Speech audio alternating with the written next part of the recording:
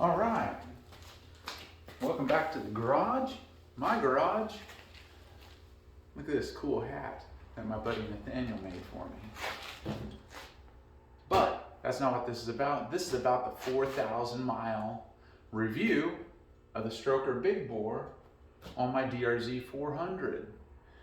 I've got some good feedback from people that have commented on these videos, and I'm going to try to keep the pace up and keep my energy up a little bit for this.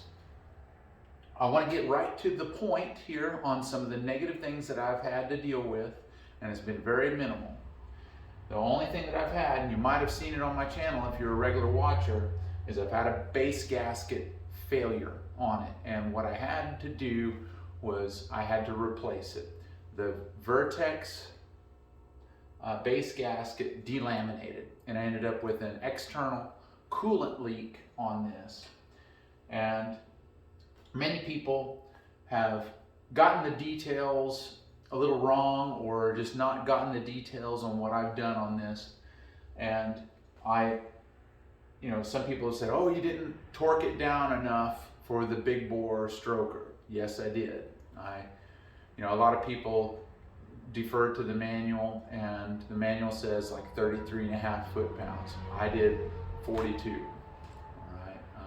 It may be considered a little over torque, but I don't want to overdo it.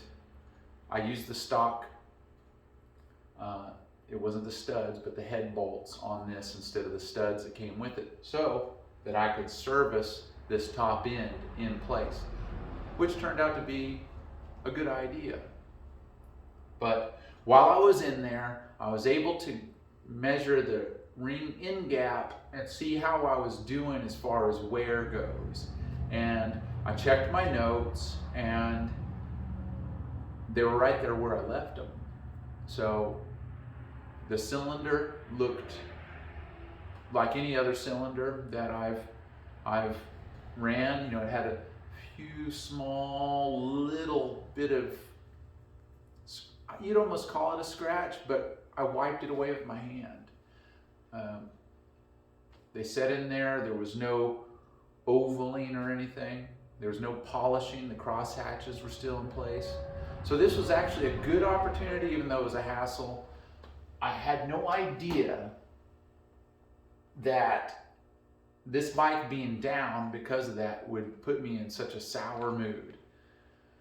But it did, because this is my favorite bike.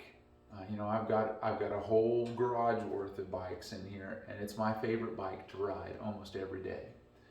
And I don't ride it for a long distance, but it being down, that was a negative thing. I've got another maintenance issue that I have to deal with. It's not related to the stroker and big bore, but I have the petcock here leaking. I have the factory petcock, and it's leaking because I'm an idiot. And as a part of having the bike down, I did not space it so that petcock was setting off the ground. And it ended up setting against something, and it's developed a leak in and around the apparatus here. So I've got a rebuild kit for that. But that is something that is not going right with the bike, and I wanted to mention that. So it's not a big deal. Still running the factory petcock on it with the vacuum line. It doesn't give me any problems. Not broke, don't fix it. Obviously, I'm running the FCR39. I've got it jetted really well. My plug is looking great. To give a little bit more perspective, I got the Two Brothers exhaust on this, and I have, if you know Two Brothers, you know that they only make it for the stock header. I've stretched that junction point to make it work for an FMF power bomb, and it's not one of those knockoff ones, but it's a real one. And so I have that on here. I have my, this is not a part of the stroker big bore, but I have the tall secondhand. It was a secondhand deal through a buddy. Seat concept seat, really good. I'm still running stock mirrors. I have the Ford Fabrications light bracket on it. But, I think it's what it is. It's what I had with it. It was when I bought it at 5,000 miles. Was the the Yoshimura fender eliminator. Works great. I'm running the 150/60 rear on this, and it's a Q3 Plus. I might go to a GPR 300 because my buddy Nathaniel sells a lot of those. Reach out to him. He's on my friends list, or Nathaniel Troster. You find him on social media, make contact with him. He works with Parts Unlimited. He can get you any aftermarket parts.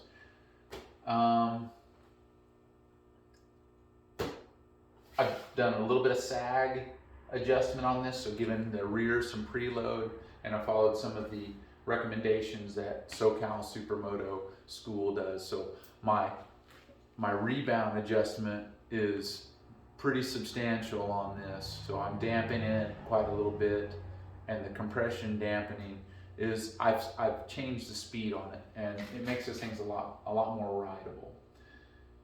I've rode, all right, I'm gonna get to the positives of this. I think it's a solid build. I went with, when I rebuilt this, or I put this back together, I went back with the OEM base gasket. Big deal. OEM base gasket. I don't think it's going to delaminate on me. It might have been a fluke deal for the first Vertex gasket that this kit came with, but I went back with OEM. It's the same measurement of thickness as the Vertex. I checked it to make sure. I'm not really worried about it. The piston in this CP piston that's in here, just like with the Wiseco, they're 12.5-to-1 compression piston. Some people get a little bit more, I mean, barely measurable more, but it is measurable by using the E-model base gasket. I don't want to do that. I went back with the OEM, and I think it's going to be a reliable build. Assuming you, if you do it, jet it correctly. Some people get so thirsty for every last little bit of power, they jet their wide open throttle setting to leaner and leaner and leaner and leaner, which becomes, to a point, meaner and meaner and meaner, and then it becomes fuel starved. But when you're on that edge of lean and power, you're generating more heat, and you're generating more wear as a result. So I've erred the little bit rich side of being jetted properly. Why is that? I don't want to be changing out jets all the time. So when it's 100 degrees outside, I'm definitely rich, wide open throttle. But when it's cold, I'm probably somewhere close to perfect. And I say cold, you know, we're talking about Fahrenheit, so it's, you know, 30s to 50s. That's a pretty big swing that I run this thing in.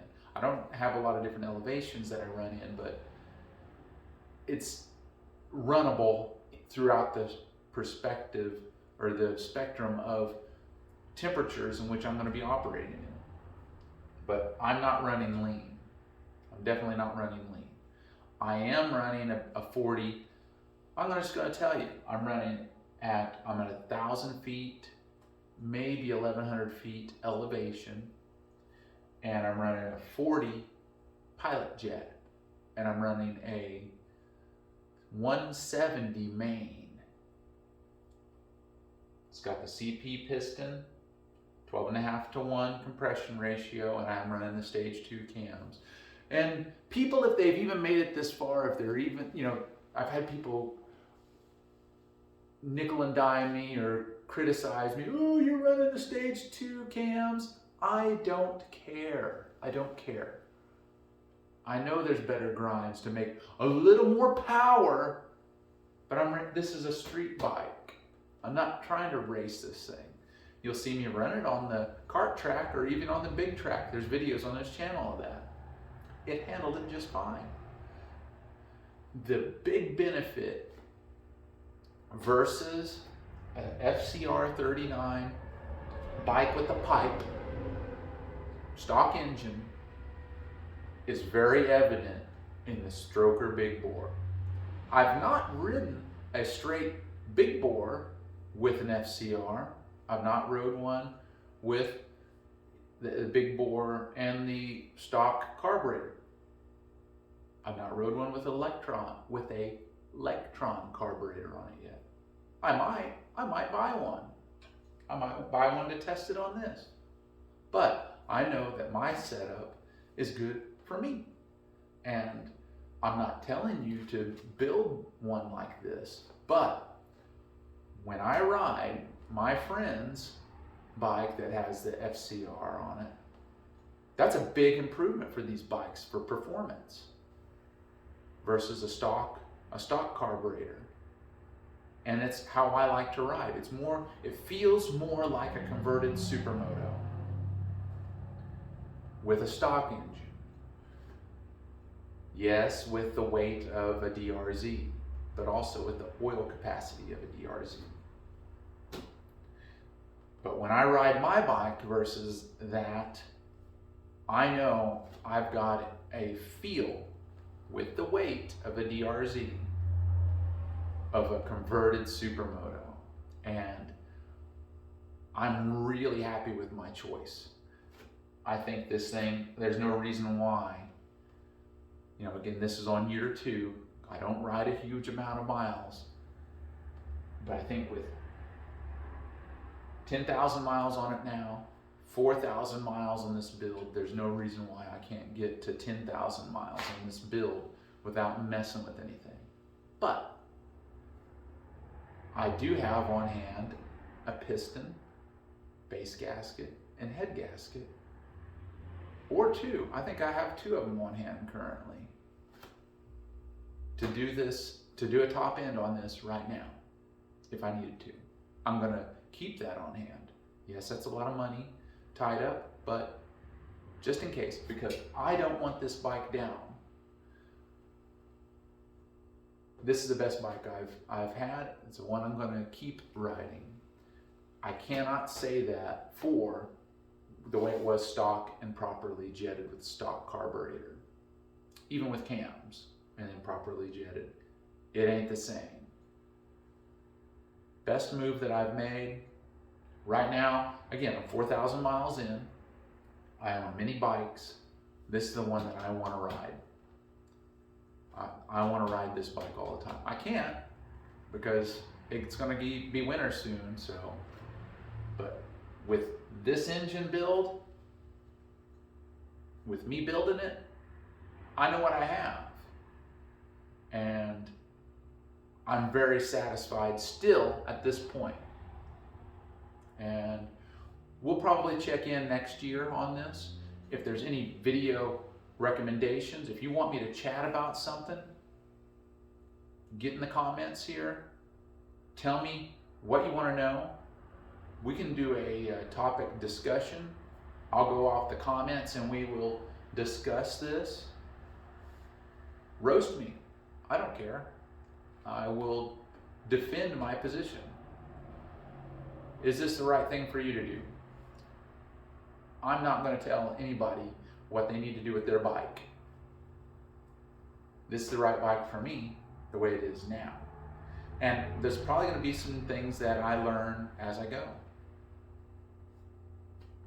We'll get there. I'm going to stay on this channel and we're going to have that discussion. So at this point, this is my 4,000 mile review. I'm happy. Got a couple little things that I had to deal with. One more thing I got to fix. And the next thing I got to deal with is keeping a rear tire on it, because that tears off the rear tire. But if you don't use it, you're wasting it. So I want to thank you for watching. Please stay engaged on this channel. If you haven't subscribed, please do so. Give me a like, give me a comment, and I will get back with you immediately. I'm taking my channel seriously and I want to bring it to the next level. Thanks again.